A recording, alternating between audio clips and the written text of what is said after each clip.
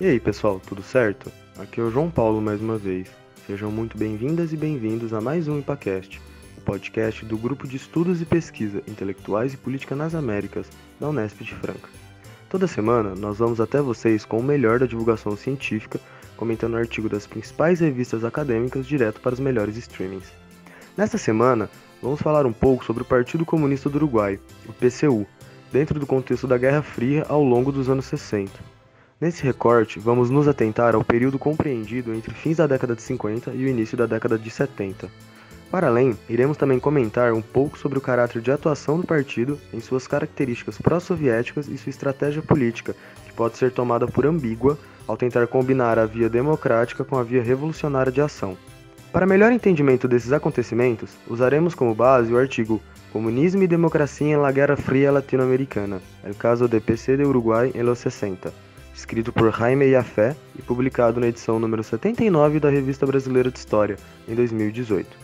Se você, assim como eu, se interessa pela história política desse nosso vizinho e gostaria de entender melhor como que o golpe militar no Brasil influenciou fortemente algumas das decisões tomadas pelo PCU, segue com a gente que depois da vinheta eu te conto mais.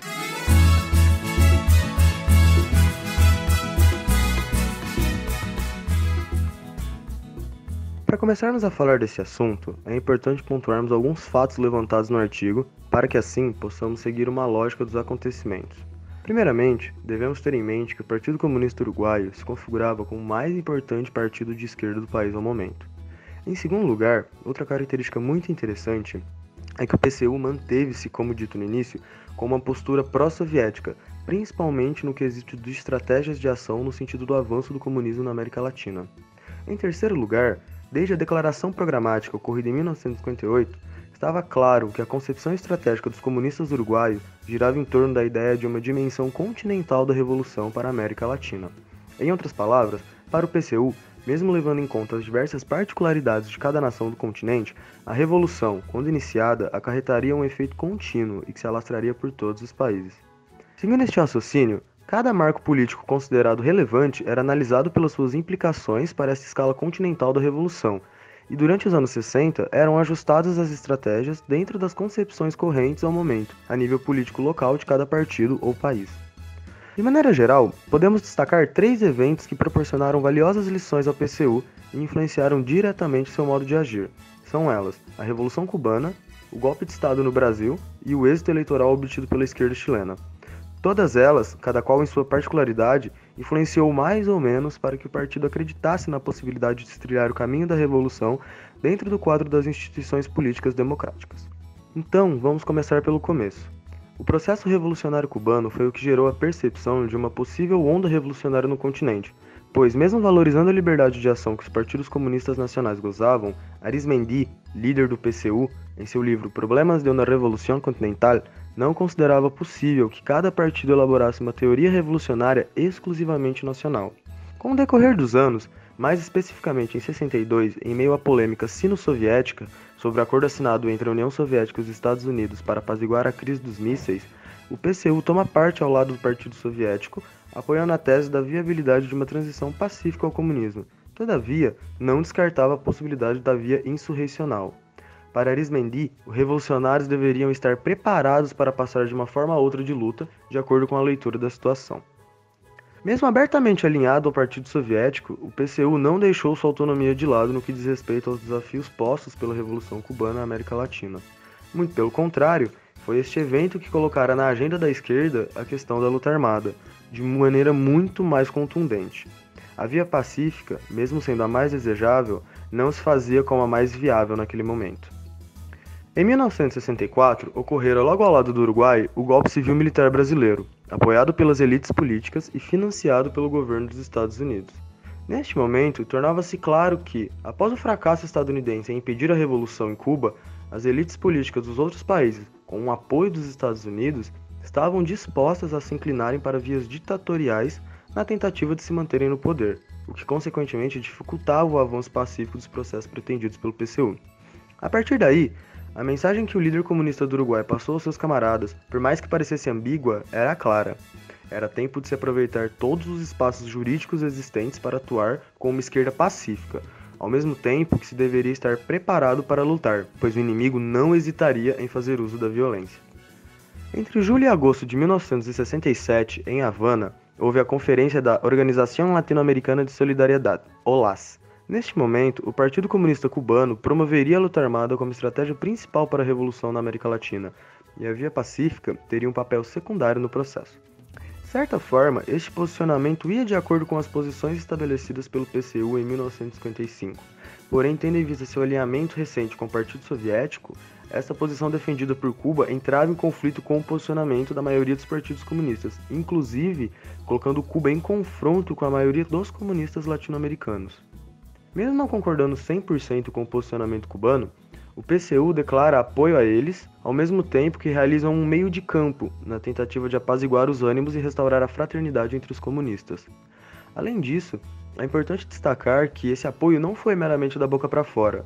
O PCU apoiou secretamente o experimento guerrilheiro de Che Guevara na Bolívia, não somente com apoio logístico, mas também com combatentes. Primeiramente, tentando envolver o Movimento de Libertación Nacional Tupamaros, sem sucesso, e posteriormente com um grupo de voluntários. Nos 2 anos seguintes, enquanto o Uruguai passava por um pico de protestos sociais e uma forte repressão estatal, Arizmendi produziu uma série de ensaios teórico-políticos centrados nos problemas das vias de revolução na América Latina. Em 1970, os textos foram publicados sob o título Lenin, La Revolución y América Latina, onde discutia que os caminhos da violência se abriam enquanto as vias legais se fechavam.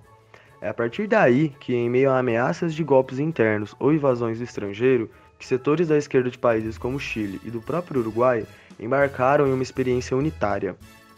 Em 1970, os partidos comunista e socialista do Chile se unem com outras 4 organizações para a criação da Unidade Popular, uma coalizão partidária de esquerda que viria a alcançar a presidência da República no mesmo ano.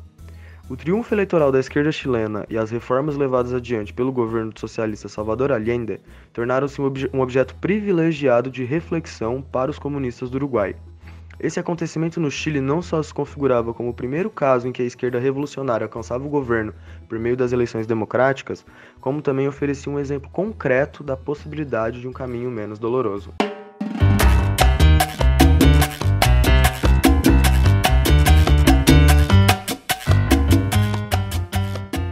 Agora, voltando ao nosso foco mais especificamente ao Uruguai, voltemos ao ano de 1958 para falarmos de alguns processos de mudança profunda na sociedade do país.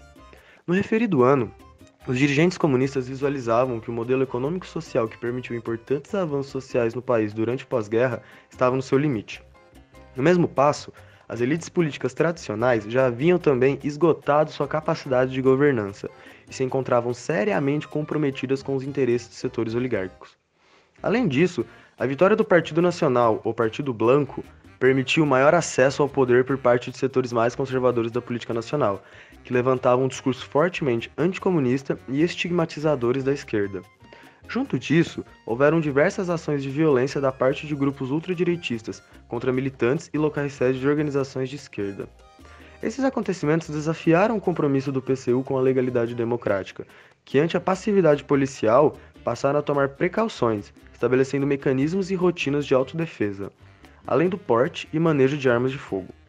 Mesmo com esse cenário meio desfavorável, o PCU era otimista acerca das condições democráticas do país dentro do contexto latino-americano, o que reafirmava seu compromisso com a ação política legal.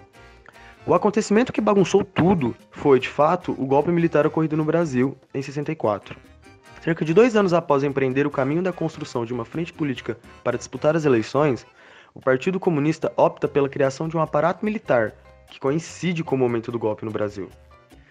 Dadas as posições defendidas publicamente de se estar preparado para todos os tipos de luta, não era de surpreender a existência desse braço militar, mesmo tendo sido mantido em segredo de diversos dirigentes e militantes do partido. De fato, esse braço clandestino do partido nunca foi utilizado para seu propósito, e mesmo diante de derrotas nos anos de 1962 e 1966, os comunistas não abandonaram o propósito da coalizão.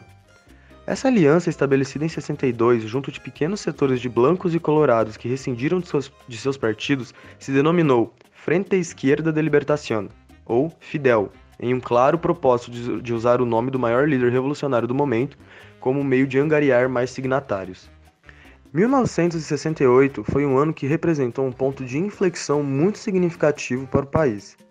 Em primeiro lugar, o contexto de agravamento da situação econômica produziu uma maior radicalização nos protestos sociais, que agora tomavam maior corpo com a adesão do movimento sindical, há pouco unificado, e do movimento estudantil. Em segundo lugar, pela resposta do Estado, que desde 1959 já era de caráter violento e agora havia abandonado totalmente o diálogo para o uso da repressão sistêmica.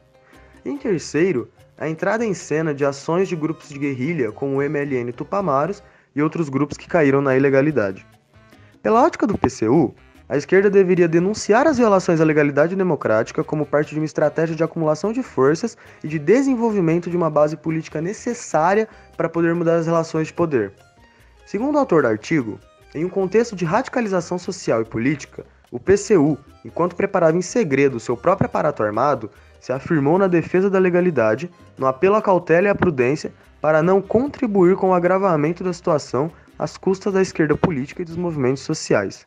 O autoritarismo empregado por Pacheco, presidente em exercício entre 67 e 72, permitiu a convergência de partidos e grupos de esquerda, incluindo aqueles setores dos blancos e colorados, além do Partido da Democracia Cristã, na constituição do Movimiento para la Defensa de las Libertades y la Soberanía, em março de 68. Mesmo com algumas divergências internas, em finais de 1970, retoma-se o diálogo sobre a formação de uma frente ampla. Esta logo se tornaria a primeira experiência de sucesso de coordenação eleitoral da totalidade de partidos e frações de esquerda da história do Uruguai. A presença dessa frente ampla finalmente possibilitou abalar, de certa forma, as bases em que a política tradicional estava apoiada. E nas eleições de 1971, a coalizão atingiu cerca de 18% dos votos, o que levou Arizmendi a afirmar que, pela primeira vez na história, o Partido Comunista se constituía como uma força política real, um objetivo estabelecido desde o 16º Congresso do partido em 1955. Com a derrocada do movimento guerrilheiro entre março e setembro do ano seguinte, apenas restará ao partido a estratégia de acumulação de forças, o que nos dava indícios da sua leitura política do momento. No plano tático, os comunistas não queriam contribuir para a continuação da dicotomia ordem versus caos instaurada pelo governo, mas sim mostrar as contradições que o país enfrentava entre o povo e a oligarquia. No plano estratégico, levando em conta a possibilidade da participação militar de ambos os lados, eles não poderiam contar ainda com o apoio destes, principalmente tendo em vista o golpe ocorrido no Brasil. Isso não significava que eles queriam a participação das Forças Armadas como tal, mas sim, eles iam como chave a tarefa de angariar o apoio daqueles militares tidos como patrióticos, ou seja, indivíduos que, devido à sua posição nacionalista, não se disporiam a manter serviços para uma oligarquia apoiadora do imperialismo. É aqui que percebemos que a tática e a estratégia se enrolam em um problema de caráter militar. Na opinião dos comunistas, a contradição não era entre as instituições e a subversão, tampouco entre civis e militares. Para enfrentar com sucesso a oligarquia, era necessário incluir no lado popular os militares que, como nacionalistas, haviam evoluído para posições anti-imperialistas. Em fevereiro de 1973, outra ambivalência de sua estratégia se evidencia, quando o Exército e a Força Aérea se desacatam diante da designação de um novo ministro da Defesa pelo Presidente da República. Com o Partido Nacional, o PCU e outros setores da Frente Ampla viram no fato a oportunidade de provocar a saída do presidente em exercício, Juan Maria Bordaberry, que após apenas 11 meses de mandato, seu governo encontrava-se em situação de fragilidade institucional, isolamento político e descrédito público. Os acontecimentos de fevereiro de 1973 levaram a um pacto entre o então presidente e os militares insubordinados. Como resultado, o comando civil das Forças Armadas ficou ainda mais enfraquecido. Os militares saíram fortalecidos, principalmente os golpistas, sendo este um passo decisivo para o estabelecimento da ditadura 4 meses depois, quando o presidente dissolveu o Parlamento Nacional. Mesmo estando sempre na vanguarda da resistência social e política, e muitas vezes aplicando uma leitura mais certa do que errada da situação, os acontecimentos de fevereiro de 73 revelam os limites da ambiguidade da estratégia e visão de lealdade institucional que o PCU carregava consigo.